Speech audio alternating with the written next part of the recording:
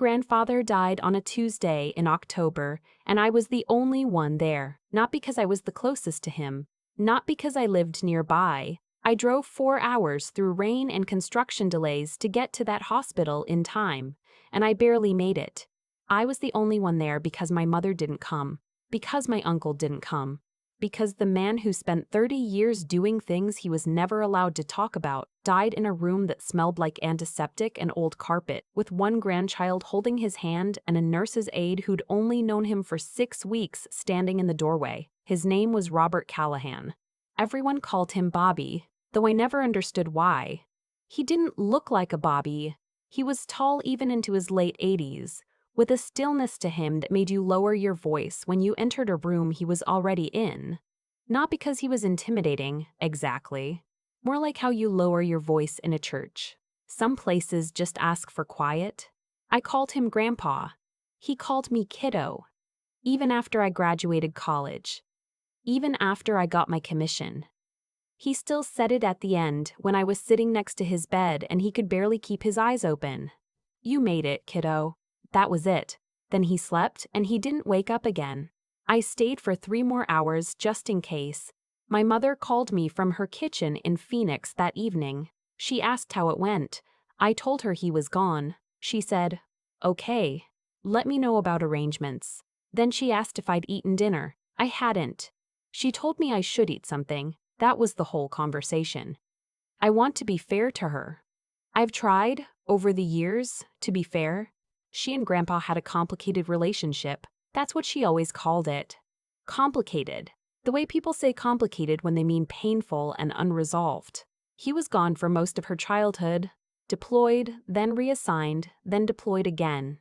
She grew up with a father who was physically present, maybe a third of the time, and emotionally present less than that. She never said he was a bad person. She just said she didn't really know him, and by the time she was old enough to want to, something had hardened between them that neither of them knew how to break through.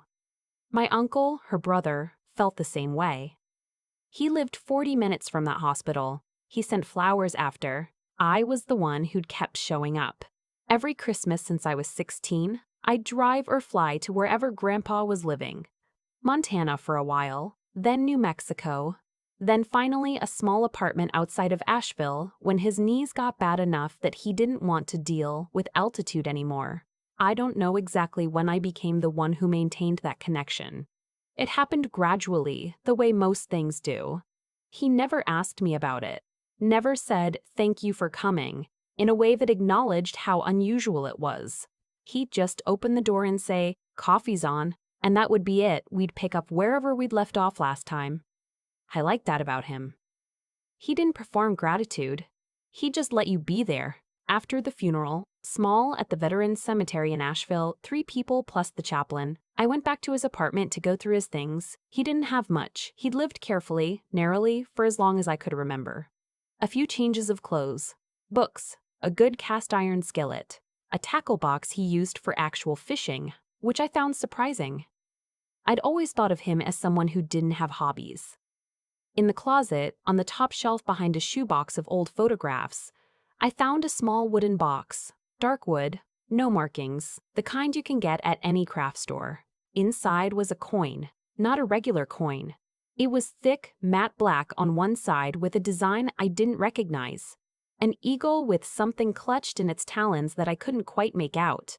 And on the other side, a series of numbers and a single word I didn't understand at the time. The metal had weight to it, solid, the kind of weight that feels intentional. I turned it over a few times, put it back in the box, and kept it. I wasn't sure why. I wasn't a collector. I wasn't particularly sentimental about objects.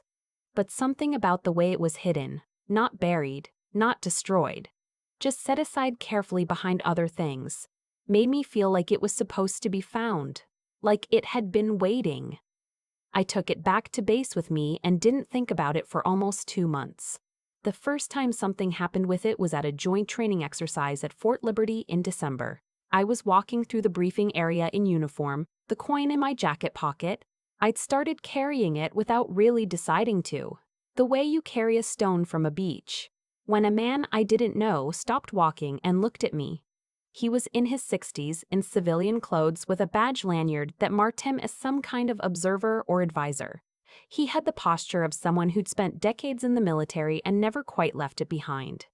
He was looking at my pocket, or rather, at the slight shape the coin made through the fabric. He didn't say anything at first. I thought I'd imagined it. I kept walking. "Excuse me." I stopped. He walked toward me with an expression I couldn't read. "May I ask where you got that?" I looked down at my pocket, then back up at him. "Where I got what? What's in your pocket?" He said it simply, not accusatory. More like someone who'd just seen something they thought no longer existed. I reached in and pulled out the wooden box, opened it, held it out. He looked at the coin for a long moment without touching it. His jaw shifted. He looked up at me. "Who are you?" I told him my name, my rank. "No," he said quietly. "Who gave this to you?" I told him about my grandfather, Robert Callahan, that he'd passed in October, that I'd found it in his apartment. The man was quiet for a long moment. Then he said, "Robert Callahan from Bozeman originally?" I said yes. He looked away, just for a second, then back at me. "I need to make a call," he said. "Can I find you this afternoon?" I said yes. He thanked me and walked away without explaining anything. His name, I found out later, was Douglas, a retired senior officer who'd spent most of his career in Special Operations Command. He found me 4 hours later in the mess hall and sat down across from me with a coffee he didn't drink. He said my grandfather was one of the most capable men he'd ever worked alongside. He said he'd served under him briefly in the early 80s during an assignment he still wasn't able to discuss in detail. He said the coin was a challenge coin from a unit that had been officially disbanded and whose records were still partially classified. He said, "I didn't know Bobby had passed. I'm sorry." I asked him what my grandfather had done, exactly what the unit was. He looked at the table, then at me. "I can tell you that the work was real and that it mattered and that the people who did it made choices they couldn't talk about for the rest of their lives. That's about as specific as I can be." I asked if he could tell me why my grandfather never mentioned any of it. He said, "Bobby didn't talk about things that were over. He thought it was a kind of dishonesty, talking about your own service. Like you were taking credit for a group effort in front of people who couldn't be there to share it." He paused. He was the quietest man I ever met in that regard. Some people thought it was coldness. It wasn't. I drove home that night thinking about my mother, about the word complicated, about how a person can spend decades interpreting someone's silence as distance when it might have been something else entirely.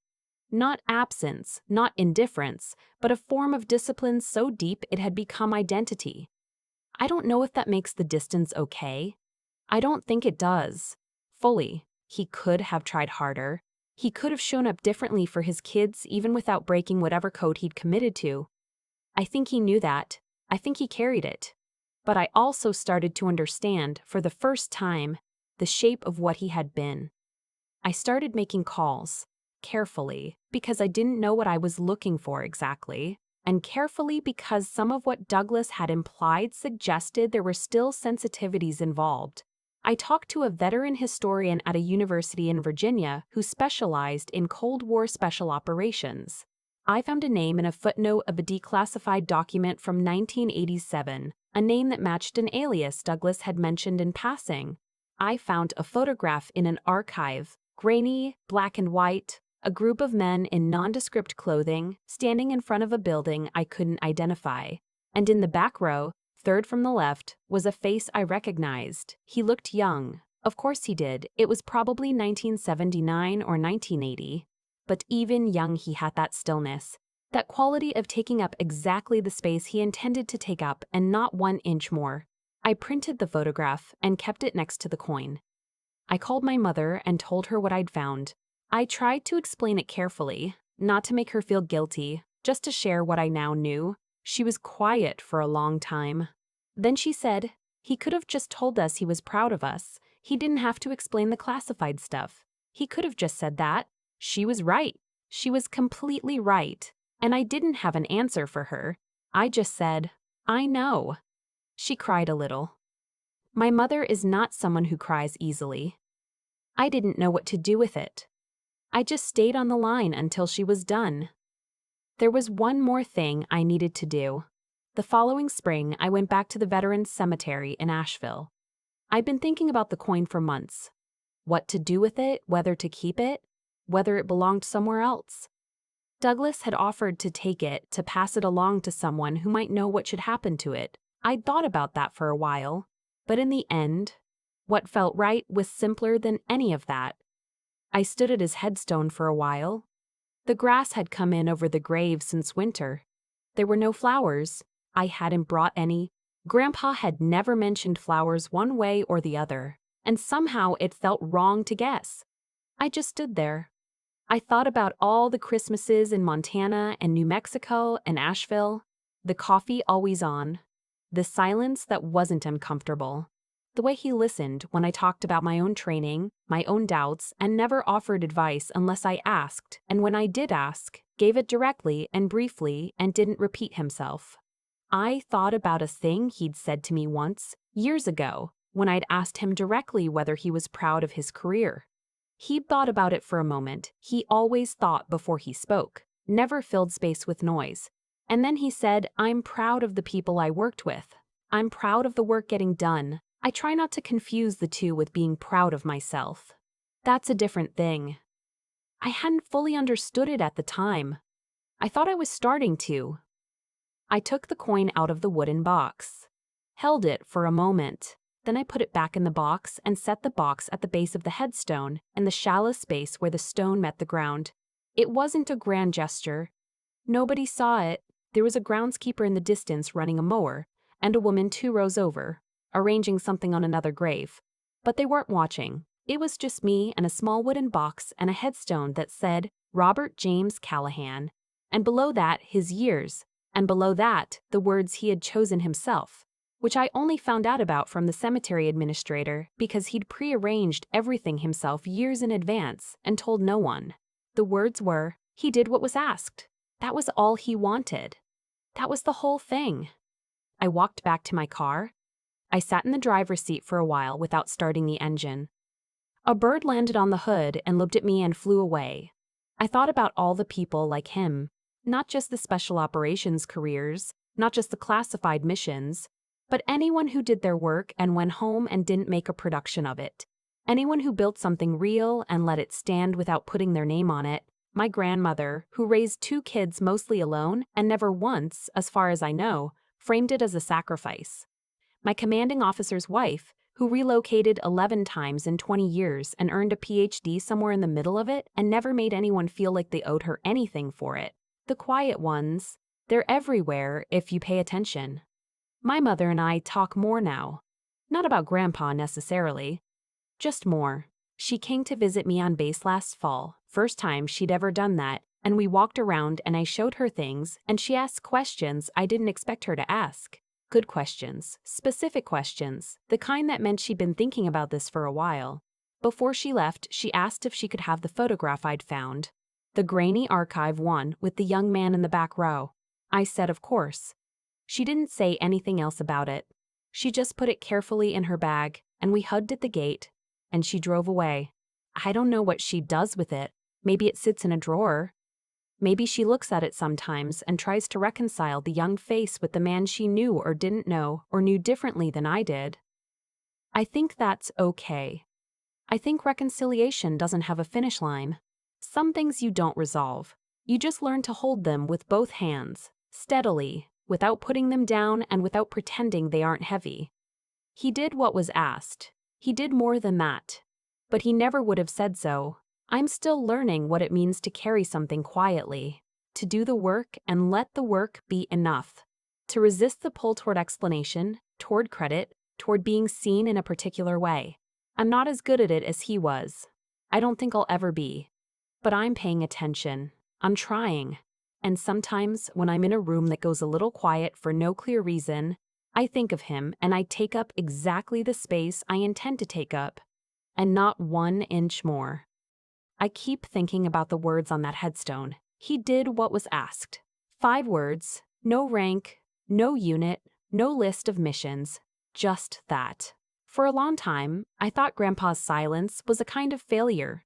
His failure to show up for my mother, for his kids, for the people who needed him to be more than a body passing through on leave. And in some ways it was. I don't want to sand that down into something prettier than it is. Absence has consequences. My mother carried his distance for decades, and no revelation about classified missions erases the particular loneliness of a childhood where your father feels like a stranger in his own house. But here's what I've come to believe. Sitting with all of it, the way a person chooses to live has a logic to it, even when that logic is invisible to everyone around them. Robert Callahan made a decision early in his life, maybe not all at once, maybe gradually, to be the kind of person who did the work without needing the work to be seen. That took something most people don't have. It took a kind of moral steadiness that most of us spend our whole lives trying to locate in ourselves, the ability to act correctly when no one is watching and no one will ever know, to do the hard thing and go home quiet. I don't think he was born that way. I think he built it.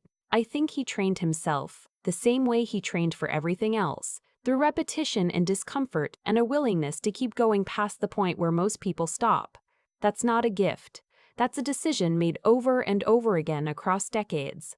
And there's something clarifying about recognizing that, because it means it's not some rare quality locked inside certain people and unavailable to the rest of us. It's something you practice. It's something you can choose. The other thing I keep coming back to is Douglas, a man who crossed paths with my grandfather once, briefly, more than 40 years ago, and never forgot him. Not because Grandpa performed anything memorable. Not because he made himself unforgettable, but because of what he actually did, the quality of it, the care of it, the consistency of it. That's what stays, not the announcement, the work itself. I've thought about that a lot in my own life, about how much energy I've spent at various points trying to make sure the right people knew what I'd contributed, trying to position myself correctly. There's nothing wrong with being recognized, and I'm not going to pretend otherwise. But there's a difference between doing good work and performing good work, and my grandfather understood that difference in a way I'm still learning. What he left behind wasn't a legacy anyone could hold up at an awards ceremony. It was a coin in a wooden box, a photograph in an archive, a retired officer who went quiet when he heard a name he hadn't heard in years. It was my mother crying on the phone, trying to reconcile two different pictures of the same man. It was me, standing at a headstone in Asheville, understanding for the first time that doing what is asked, really doing it, fully, without complaint, without credit, is not a small thing. It is in fact almost everything. I'm still working on it. I make noise when I shouldn't. I want credit I haven't fully earned. I avoid certain hard things that Grandpa would have just done. But I know what direction I'm trying to move in. And I know what it looks like when someone gets it right.